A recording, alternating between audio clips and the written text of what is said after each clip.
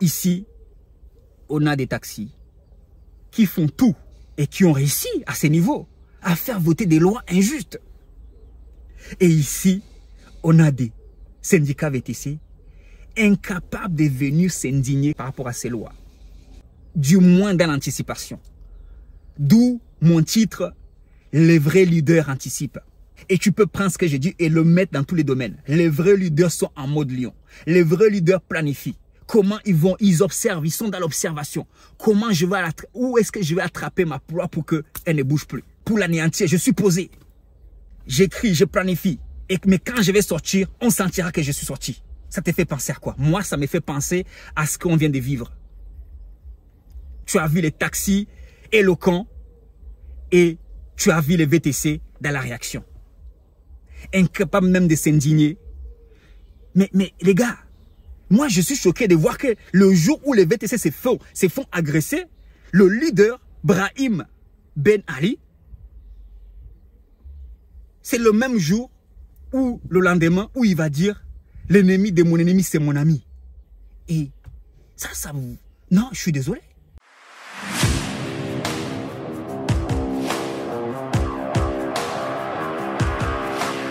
Aujourd'hui, je pense qu'il faut de la stratégie partout. Quel que soit ce que tu fais, tu dois avoir de la stratégie pour le faire de la meilleure manière possible, afin de remporter tes combats. Si tes combats sont financiers, tu as besoin de la stratégie, quel que soit le secteur où tu es, le VTC, le taxi, le nettoyage, tu as besoin de la stratégie partout. Et c'est pour ça que dans tous les domaines, tu verras des experts, des gens qui parlent du sujet, des gens qui traitent du sujet pour former et informer, afin justement d'éduquer et d'accompagner des gens à maximiser leur plein potentiel, quel que soit dans le domaine où ils sont. Je dis ça pour ne pas se tromper en croyant que parce que je suis VTC, je ne fais que conduire, je n'ai pas besoin et je n'ai pas le droit à exiger une meilleure qualité. Étant donné que nous sommes dans une niche, dans un secteur où on a beaucoup de concurrents, notamment les principaux concurrents qui sont les taxis. Donc, je pars du principe que, en tant que VTC, nous devons exiger à ce que nos représentants syndicaux augmentent le niveau. Un niveau qui reflète un peu le niveau de leurs concurrents. Et à qui les comparer pour les titiller quelque part un peu, parce que oui, quand je prends le titre des moutons et des lions, c'est quelque chose que j'ai pris le temps de bien réfléchir et de bien observer. Dans beaucoup de domaines, on prend toujours ces contrastes. Et surtout dans le domaine du mindset, le fait de prendre un mouton, un lion, c'est deux animaux que je respecte. Et oui, chacun a ses attributs. Mais pour mener à bien certains combats, vaut mieux être un lion qu'un mouton. Un mouton, pour faire simple, il est dans la réaction. Un mouton, il est en mode, je m'attends, je me protège au maximum. J'avance, mais je vais déployer mon intelligence une fois que je vois le lion autour de moi. Une fois que je sens que les choses sont compliquées, c'est là que je vais sortir pour trouver un moyen de me défendre, pour trouver un moyen de m'enfuir et de m'en sortir. Et moi, quand j'observe les représentants VTC, je suis désolé, c'est pas un manque de respect. Je trouve qu'ils sont en mode mouton. Tu regardes les faits, tu vas voir, ok, on va faire une descente pour faire la grève parce que Uber va faire ça. Uber va encore diminuer ses prix. Uber va encore augmenter sa commission. Allez, on va tous appeler tous ceux qui nous suivent, des lions qui nous suivent. Parce que oui, il faut comprendre que c'est un adage. Hein? Il y a des lions qui peuvent suivre des moutons.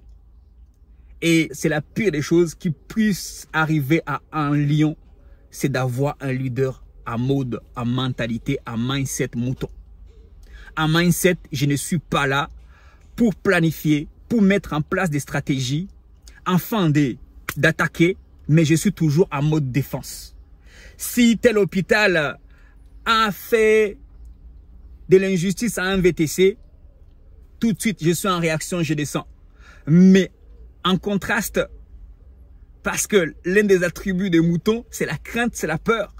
Quand le taxi va violenter, le lion taxi va violenter le VTC, va le manquer de respect, va le traiter de chien, va le traiter d'esclave, de tous les noms, va casser ses véhicules, va jeter les œufs et de la farine sur ses véhicules. Les moutons qui défendent les VTC, ils n'appellent pas à la descente pour dire que non, trop c'est trop, on ne peut pas se manquer de respect. Moi-même étant un taxi, ose faire quelque chose, que 3-4 VTC, si 3-4 VTC se mettent, même 10, et qui se mettent à agresser un taxi, tu verras que le taxi lion, tout de suite, il est sous la route. Il est en mode stratégie lion. L'autre aspect, on va sortir maintenant de l'aspect un peu physique, action, tu vois, réaction. On va aller dans l'aspect plutôt intellectuel, stratégique. Comme je l'ai évoqué rapidement, tu as vu quand même que le taxi, quand il prend la parole, il a choisi le meilleur. Il a choisi celui qui peut bien s'exprimer et quand il va s'exprimer, il ne va pas aller toucher les choses superficielles comme la G7 ou autre chose, d'autres incohérences dans la loi taxi. Il y en a plein. Pour étant quelqu'un qui fait un peu le tout dans ces lois depuis plus de 2 ans maintenant, il y a des incohérences, il y a des choses que le taxi aimerait bien voir changer dans sa loi.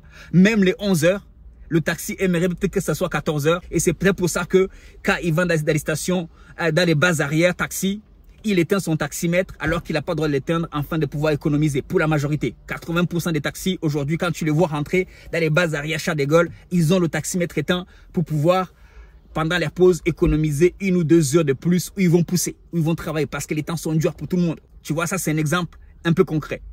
Mais le taxi va plus se focus sur comment nous on fait. Notre ennemi principal, c'est Uber. Et ce qui fait que Uber se maintient, c'est le chauffeur. Parce que ces chauffeurs, ils ont bon se plaindre comme quoi ils ne touchent pas assez.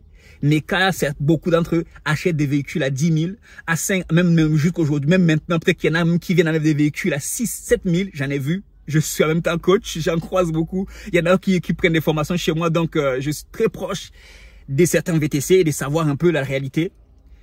Et du coup, quand tu arrives avec un faible investissement, tu n'as pas besoin forcément d'aller faire 6-7 000 euros comme un taxi qui est arrivé avec un gros investissement. Beau véhicule, avec une licence qui va avec. Et des fois, souvent avec un crédit maison qui va avec. Le VTC moyen, il arrive, il paye un petit loyer, il est à la cité, c'est pas péjoratif. Et il a un loyer minimum, il vient avec un investissement qui ne dépasse pas les 15 000 euros. Et il vient concurrencer un gars, lui, qui a sur la table un investissement qui dépasse largement les 200 000 euros. Donc, le VTC peut faire les courses à 9 euros. À la fin du mois, partir avec 3 000 euros, 4 000 euros, 5 000 euros. Ça ne le dérange pas tant que ça. Tu vois. Mais du coup, le taxi s'est dit, le lion s'est dit, ça ne va jamais s'arrêter. Ça va être de pire en pire. Il y a trop de VTC qui arrivent. On ne va pas les empêcher. Les temps sont durs. Il y en a qui, moi le premier, peut-être demain tu me verras dans le ménage. Demain tu me verras dans le e-commerce. Parce qu'aujourd'hui, on est en mode entrepreneur. Étant donné que l'information et la formation sont disponibles. YouTube, c'est une école. C'est pour ça que j'ai fait des vidéos sur YouTube. Et j'ai fait cette vidéo pour à la fois titiller, mais pas que. Mais pour dire au fait que si tu as en vue de briguer un mandat pour être un représentant VTC, tu ferais mieux d'écouter mes vidéos. Parce qu'ils ne feront pas beaucoup de vues. Parce que je ne viens pas faire des vidéos où je dis, ouais, Uber nous esclavage, Uber profite de nous. Et oui, tout le monde profite de tout le monde. Toi-même, tu profites d'eux quand tu viens t'inscrire chez eux. Donc, tu ne viens pas profiter pour qu'eux, ils ne profitent pas. Et aussi, c'est pour dire, au fait, quand j'ai fait mentalité mouton, VS, lion, moi-même, tu peux m'appeler un mouton. Parce que je suis Uber, tu vois, quelque part. Donc, dans certaines dimensions, il faut reconnaître qui on est. Il faut reconnaître sa position. Il faut reconnaître ses faiblesses et les améliorer. Le jour où je vais m'émanciper de façon totale, sans contrainte ni regret à Uber, et que je vais développer mes business, et que je ne dépendrai ni de Uber, ni de qui que ce soit d'ailleurs, je dépendrai toujours de mon client de façon directe. Là, je me dirais, dans ces domaines-là, je suis un lion. Mais ici, il faut qu'on se dise les choses en ce qui concerne le VTC syndicat et le taxi syndicat. Les taxis sont des lions. Les taxis, ils sont en mode ils sont posés quelque part. Il s'est dit, ils sont en train d'écrire, ils sont en train de faire des réunions pour trouver des solutions, pour trouver des stratégies afin d'attaquer et de mettre par terre leur proie. Et encore heureux, j'ai envie de dire ça comme ça, que le chauffeur Uber a de son côté le grand Uber. Parce que si ce n'était pas le cas, tous les chauffeurs Uber tous les chauffeurs VTC auraient fermé boutique il y a bien longtemps. Parce que le cas ici là, c'est que on prend Uber comme bouc émissaire parce qu'il est au centre de tout, parce que il est puissant, il est riche.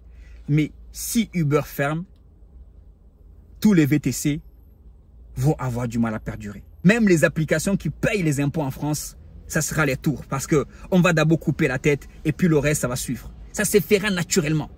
Et la tête ici, pour moi, d'après mon analyse, je l'assume, la tête ici, c'est Uber.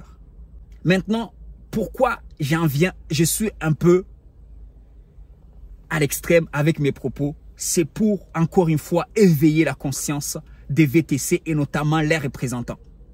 Et les VTC, toujours, vous voyez les VTC, vous êtes assis de tout le monde. Les taxis veulent parler aux VTC. Les VTC, déconnectez-vous pour notre bien, tu vois. Déconnectez-vous, comme ça on va gagner la guerre très facilement. Le lion te dit de te déconnecter pour que lui, il gagne la guerre. Mais cette guerre-là, s'il la gagne, tu es à mal. Je te le dis concrètement, sans émotion, ça de façon à froid, je te le dis. Cette guerre-là, les taxis, s'ils la gagnent, toi et moi, nous sommes à mal. Que ce soit en privé, que ce soit en application. En tout cas, pour la majorité. Et ça, c'est leur stratégie. C'est pour ça que tu verras que les VTC en grande remise résonnent complètement comme les taxis. Les VTC qui savent qu'eux, ils n'auront jamais besoin des applications comme toi et moi, ils vont raisonner comme les taxis parce qu'ils ont besoin qu'il y ait peut-être 10, 20%, un petit clan de personnes qui se partagent le gros gâteau et tous les autres là, des trop là, on va les mettre de côté. La discrimination positive ou négative, tout ce que tu veux, et je le vois comme ça. Tout ce qui n'était pas là avant, tout ce dont on ne voyait pas en classe E, en classe S, en van avant, toutes ces communautés qu'on ne voyait pas beaucoup avant, comme la mienne notamment, Afrique sous-saharienne, on va se dire les choses. L'objectif, c'est de les éliminer. C'est pour ça qu'ils tapent là, ils touchent là où ça fait mal. Esclaves de ceci, esclaves de cela. Tu vois. Et ici, nous devons exiger, au moins que dans les textes des lois, nos stratégies, la stratégie primaire d'un VTC, c'est de pas d'aller combattre le même combat que le taxi. Je suis désolé. D'un représentant VTC, je le dirai jamais assez. C'est d'aller combattre le combat des lois. Le combat dans les textes, dans tout ce qui est inscrit. Je suis plutôt de nature curieuse. Et du coup, j'ai lu pas mal de livres. Notamment, je le dis toujours ici, le livre que j'ai lu le plus, les Saintes Écritures, la Bible, l'Ancien Testament, le Nouveau Testament, et tu as plein d'histoires dans ces livres. Et il y a notamment aujourd'hui, depuis hier, je pense à cette scène de Esther et le méchant Haman, plutôt parce qu'à fils mes enfants regardent les dessins animés à ce sujet. Et au fait, aujourd'hui, c'est pas par rapport à une religion, c'est pas par rapport à une couleur, c'est par rapport à des idéologies. Aujourd'hui, tu as des idéologues Haman, ça veut dire qu'ils essaient de faire voter des lois méchantes pour mettre à mal certaines personnes, et tu as d'autres idéologues Esther qui se battent pour la justice. Ça n'a rien à voir avec les noms, ni les prénoms, ni le fait que beaucoup disent que oui, occidental, machin, et il faut aussi rappeler que le Moyen-Orient, c'est pas occidental. Israël, c'est pas occidental, tu vois. Parce qu'il y a aussi des Africains qui sont aliénés dans cette histoire. Quand tu commences à parler de la Bible, dis oui, la religion des Occidentaux. Non, ce n'est pas une religion des Occidentaux. Jésus n'est pas occidental. C'est juste, moi, je prends cet exemple en termes d'idéologie. Ici, on a des taxis qui font tout et qui ont réussi à ce niveau à faire voter des lois injustes. Et ici, on a des syndicats VTC incapable de venir s'indigner par rapport à ces lois. Du moins dans l'anticipation. D'où mon titre, les vrais leaders anticipent. Et tu peux prendre ce que j'ai dit et le mettre dans tous les domaines. Les vrais leaders sont en mode lion. Les vrais leaders planifient. Comment ils observent, ils sont dans l'observation. Où est-ce que je vais attraper ma proie pour qu'elle ne bouge plus? Pour l'anéantir, je suis posé. J'écris, je planifie. Mais quand je vais sortir, on sentira que je suis sorti. Ça te fait penser à quoi? Moi, ça me fait penser à ce qu'on vient de vivre. Tu as vu les taxis éloquents et tu as vu les VTC dans la réaction. Incapables même de s'indigner. Mais les gars, moi je suis choqué de voir que le jour où les VTC se font agresser, le leader, Brahim Ben Ali, c'est le même jour ou le lendemain où il va dire l'ennemi de mon ennemi c'est mon ami. Et ça vous... Non, je suis désolé. Il faut appeler un chat un chat. Sortez de la réaction, les gars. Planifiez les vraies actions concrètes et vous verrez. Ça, c'est un conseil. Ça vous énerve, je sais, mais c'est le cas. Des fois, la meilleure personne qui peut te donner les vrais conseils, souvent, ça peut être celui que tu appelles ton ennemi. Parce que beaucoup m'appellent leur ennemi, alors que c'est même pas vrai. Je ne fais que analyser et critiquer. Oui, ça, je l'assume. Parce que c'est pour l'avancement de toute la communauté VTC que je le fais. D'ailleurs, je ne sais pas cet adage-là qui dit occupez-vous de mes amis, mes ennemis, je m'en occupe, quoi. Donc, tu ferais mieux de faire attention. Tu ferais mieux de faire attention à ce que fait ta concurrence. Ici, on parle des taxis. Comment ils agissent? Comment ils agissent pour que leurs actions soient du concret? Et que les actions des VTC, à quoi que c'est fait exprès, passent inaperçues. Les actions des VTC, ça passe inaperçu. Et bien sûr, c'est pour ça que personne ne veut répondre à vos mouvements. Planifiez. Planifiez. Prochainement, ça sera peut-être, je ne sais pas quand, je sais que ce n'est pas forcément des choses qui m'intéressent le plus. Les prochaines élections pour nommer un syndicat VTC, c'est lui qui a en vue. De toute façon, c'est des partis. J'ai vu au moment, tu vois, vous allez dans des lives pour dire un tel a mal fait, un tel a mal fait. Moi, je vous dis tous, c'est que vous faites mal. Non pas, moi, j'ai pas besoin, je cherche pas. Non, non, loin de là. Tu vois. Mais je viens en tant qu'analyste. Je viens en tant que réactionnaire. Est-ce que ça s'est dit, je sais pas. Pour réagir à ce qui se passe et pour donner mon point de vue, pour donner mon opinion. Afin que chacun puisse s'épanouir dans l'activité qu'il a choisie, dans l'activité dont personne n'a forcé personne à choisir. Donc si ces activités représentent les inconvénients, si ces activités représentent des contraintes, c'est à chacun de les assumer. Que ce soit VTC en grande remise, il y a des contraintes. Là où je suis actuellement, je vais détaper 2 heures pour faire 60 km et en plus de ça, j'arrive en retard parce que c'est le grand départ des vacances, je ne le savais pas, je ne l'ai pas vu venir, je ne l'ai pas anticipé.